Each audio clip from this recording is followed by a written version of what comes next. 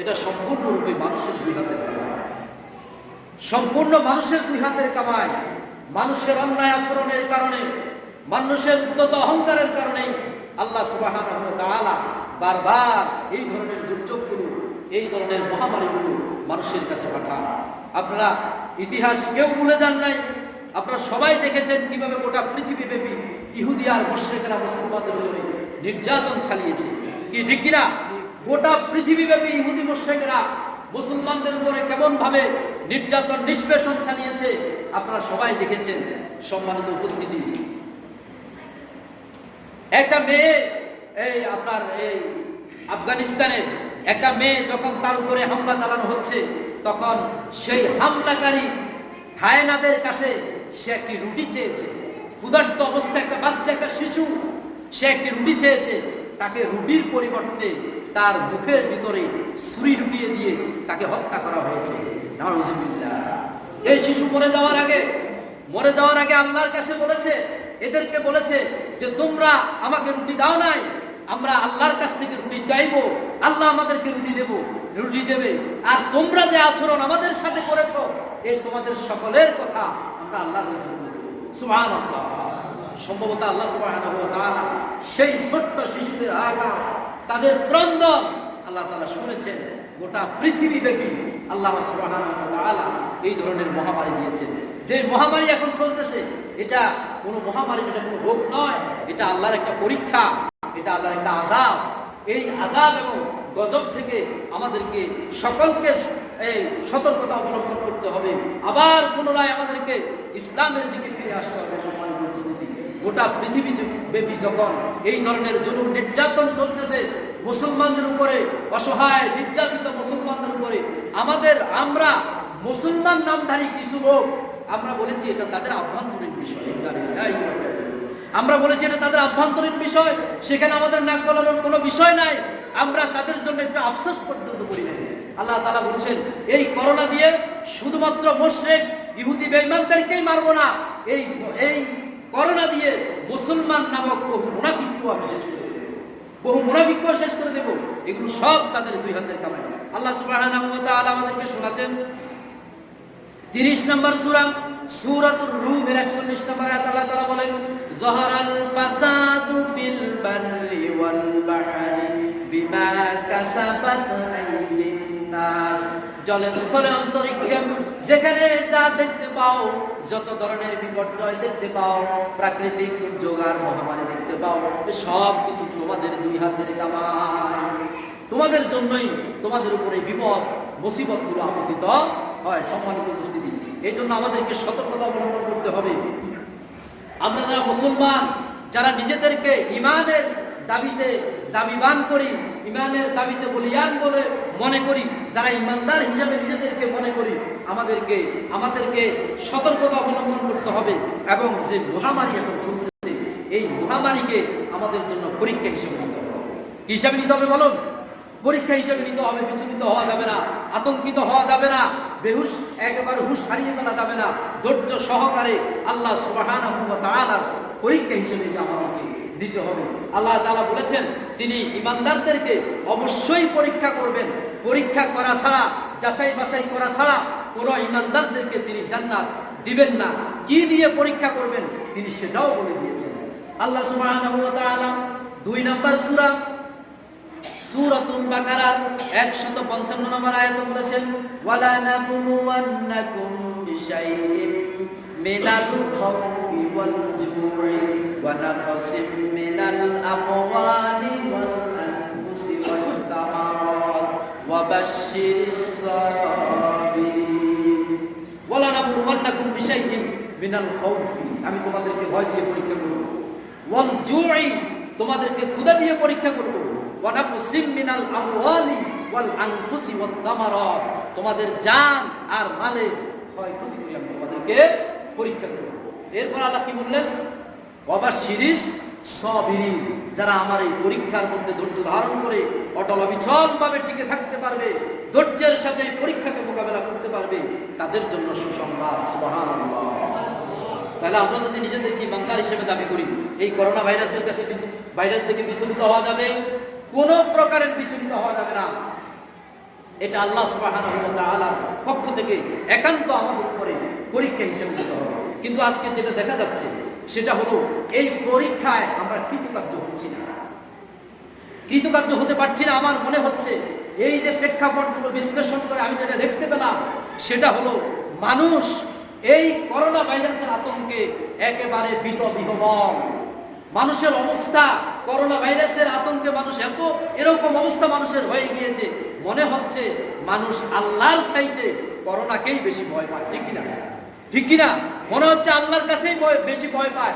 আপনারা দেখেন, সবাই জানেন, আপনারা এখানে বসে আছেন, আমি যে আলোচনা করতেছি আমি আপনাদেরকে স্মরণ করিয়ে দিতেছি এই করোনা ভাইরাস সংক্রান্ত সব কিছু আপনাদের জানা। আপনারা দেখেছেন 20 টাকার একটা মাস্ক 150 টাকা পর্যন্ত হয়েছে কিনা?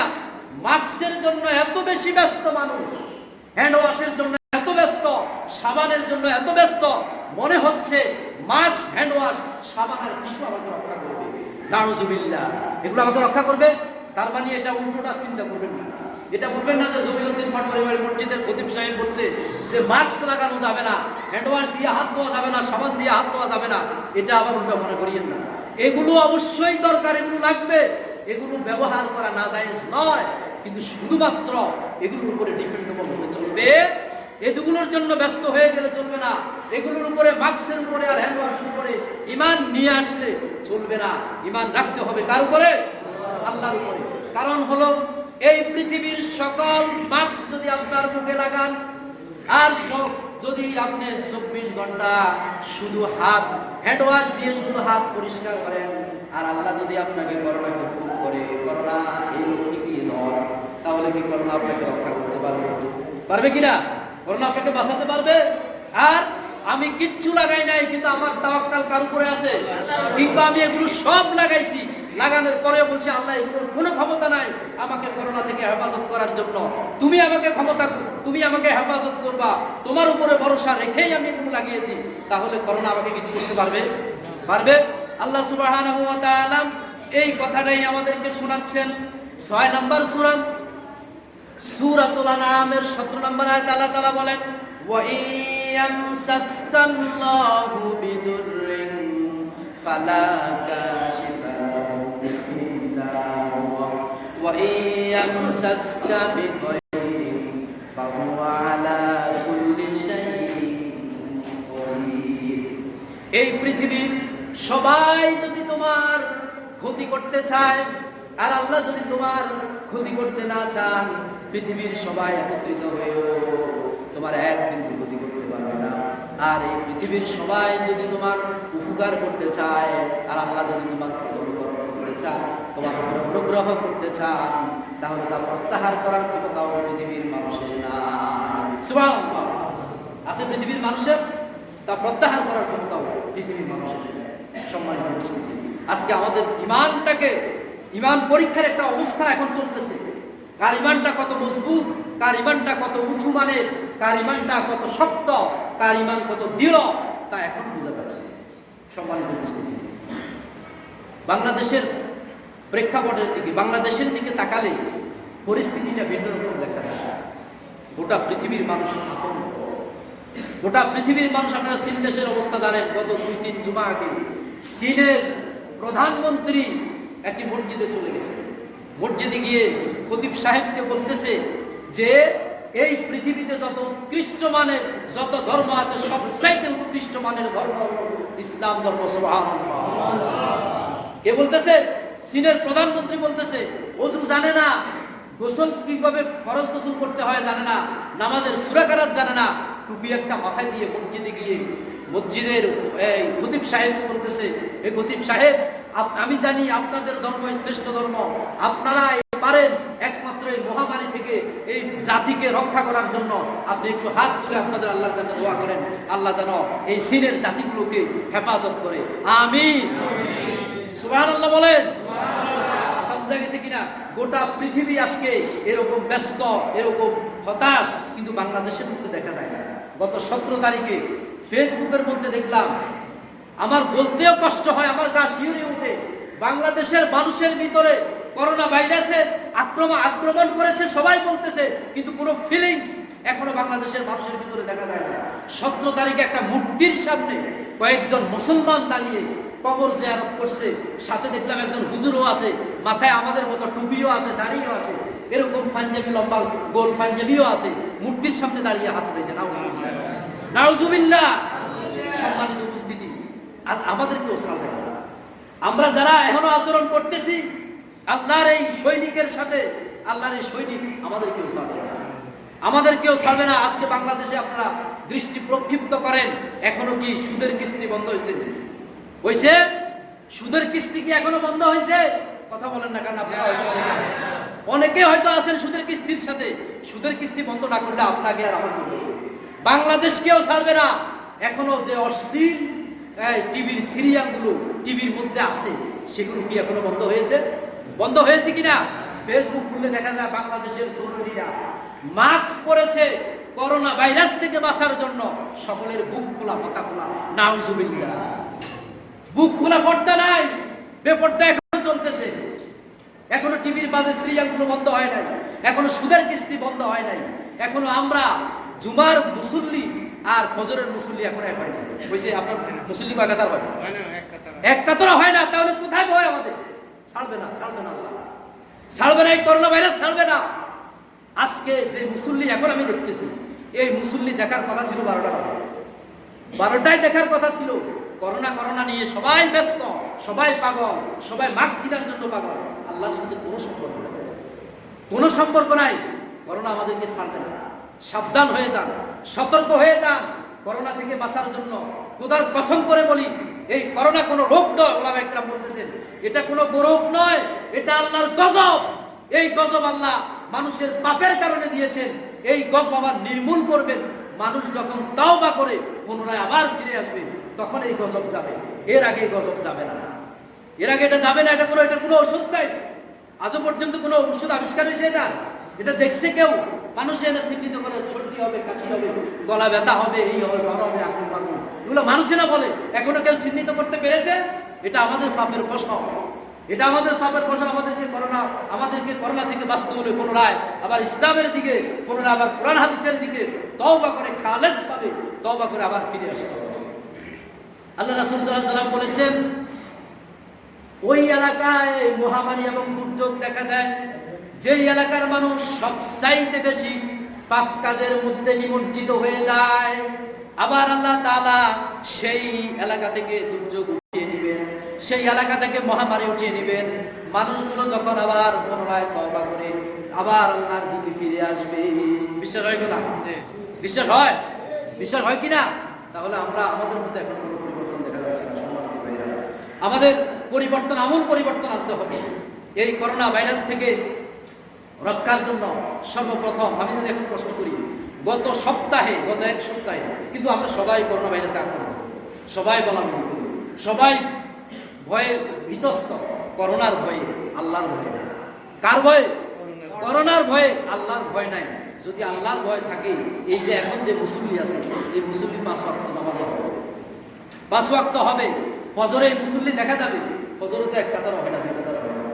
আমি যদি এখন প্রশ্ন করি, আমি প্রশ্ন করবো না, কাউকে আমি লজ্জা দিতে চাই না। এখন আমি যদি প্রশ্ন করি, হাত উঠান, গত সপ্তাহে 1 ওয়াক্ত নামাজও কাজা যায় নাই কার? হাত উঠাইতে পারবে না। 1 ওয়াক্ত নামাজও কাজা যায় নাই কার? হাত উঠান। বহু হাত উঠবে না, আমি হাত উঠাবো না, উঠাই কাউকে আমি লজ্জা দেবো না। করোনার ভয়ে আজকে আতঙ্কিত, আল্লাহর ভয় নাই। যদি প্রশ্ন করি, গত 1 সপ্তাহে তাহাজ্জুদকে কয়দিন পড়েছেন? হাত উঠান। তাহাজ্জুদ পড়ে আল্লাহর কাছে কান্নাকাটি করেছেন, আল্লাহর কাছে হাত উঠিয়ে বলছেন, আল্লাহ, উন্নত দেশগুলো পাগল হয়ে গিয়েছে, রাশিয়া পাগল হয়ে গিয়েছে, আমেরিকা পাগল হয়ে গিয়েছে, সবাই দিশেহারা, কে কি করবে?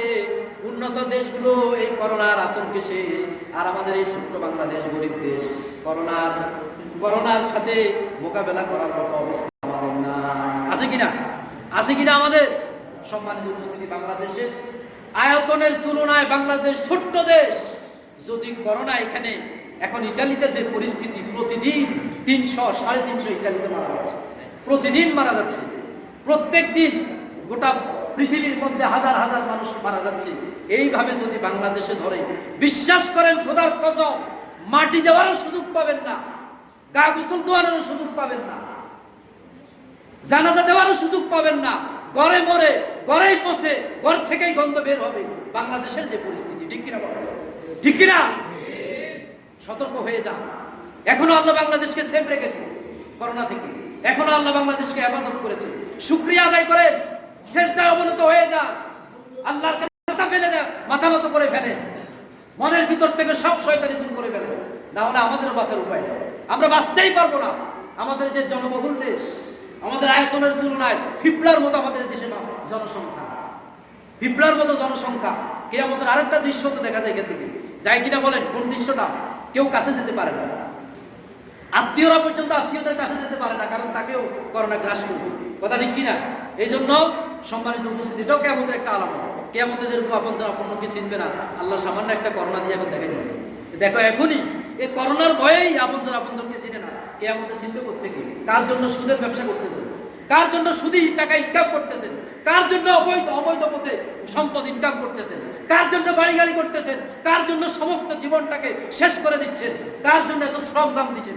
কেউ আপনার ভাগিদার হবে না। এখনই তো হবে, এখন আপনার করোনা হোক, আপনার এখন করোনা দেখা দেখ, আপনার কাছে আপনার কেউ আসবে, আপনার আত্মীয় স্বজন কেউ আপনার কাছে আসবে। সম্মানিত উপস্থিতি, কথা বোঝা যায়? বোঝা যায় কিনা? কার জন্য এত স্যাক্রিফাইস, কার জন্য এত ত্যাগ? কারোর জন্য দরকার নাই, আল্লাহর সন্তুষ্টির জন্য সব কাজ করতে হবে, আল্লাহর সন্তুষ্টির জন্য সব কাজ করতে হবে। সম্মানিত উপস্থিতি, সর্বশেষ আপনাদেরকে একটা কথা বলি, শেষ করে দেবো। বাংলাদেশে এখনো মসজিদ বন্ধ হওয়ার মতো অবস্থা এখনো সৃষ্টি হয়নি। মসজিদে নামাজ জামাত বন্ধ করার মতো, নিষিদ্ধ করার মতো অবস্থা এখনো হয় নাই। তবে যদি এটা হয়, এটা কোনো ব্যক্তি সিদ্ধান্ত নিতে পারবে না।